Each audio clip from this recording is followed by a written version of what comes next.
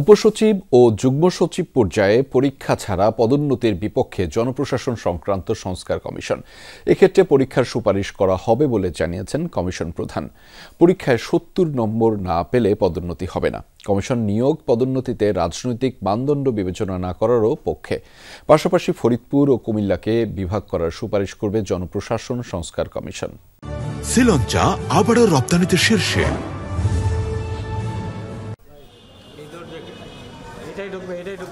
জনপ্রশাসন সংস্কার কমিশন নির্ধারিত ৩১ ডিসেম্বরের মধ্যে রিপোর্ট জমা দিতে চায়। এর অংশ হিসেবে সচিবালয়ে গণমাধ্যম কর্মীদের সঙ্গে মতবিনিময়।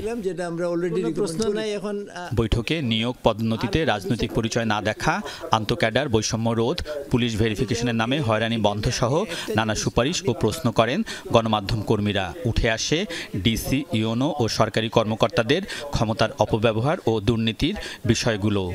রিয়েলাইজেশন এসেছে যে মানে জীবন আর যাই করি বিসিএস দেব না। একটা কারণ হচ্ছে এই যে আপনারা বলেন না যে বিসিএস এর যারা কর্মকর্তা আছে তাদেরকে হচ্ছে মানুষ স্যার বলে সম্বোধন করে এবং তারা হচ্ছে সাধারণ মানুষদেরকে অ্যাক্সেস দেয় না। তারা যে পাবলিক সার্ভেন্ট আমরা বলি, মানে পাবলিক সার্ভেন্ট বলি, তারা হচ্ছে পাবলিক সার্ভেন্ট না, তারা হচ্ছে আপনার তার সিনিয়রের সার্ভেন্ট। মানে স্যার ডাকা আমি মনে করি বিদেশে প্রেসিডেন্টকেও স্যার ডাকে না, ভাইস চ্যান্সেলরকেও স্যার ডাকে না, বাই নেম ডাকে। আমাদের দেশে তো নেমের কালচার নাই।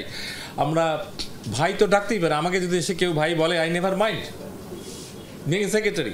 আর এসিল্যান্ড ডিসি, ইউনো, মাসে যারা কাজ করে তারা তো আপনার সমাজের অংশ, তারা আসলে ভাই বোন। কমিশন প্রধান মহিত চৌধুরী বলেন, নিয়োগ পদোন্নতিতে রাজনৈতিক বিবেচনা চায় না কমিশন। পদোন্নতিতে পরীক্ষার সুপারিশ করা হবে, এজন্য পরীক্ষায় পেতে হবে ৭০ নাম্বার। এক্ষেত্রে প্রশাসন ও অন্য ক্যাডারের পদোন্নতির অনুপাত হবে ৫০-৫০।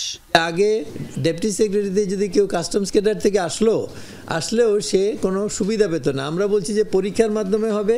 কাস্টমস ক্যাডারের বা ইনকাম ট্যাক্সের একজন যদি ফার্স্ট হয় পরীক্ষায়, তাইলে সে ওই ডেপুটি সেক্রেটারি হিসেবে ফার্স্ট থাকবে জয়েন্ট সেক্রেটারি পর্যন্ত। স্বাস্থ্য এবং শিক্ষা এটা আলাদা।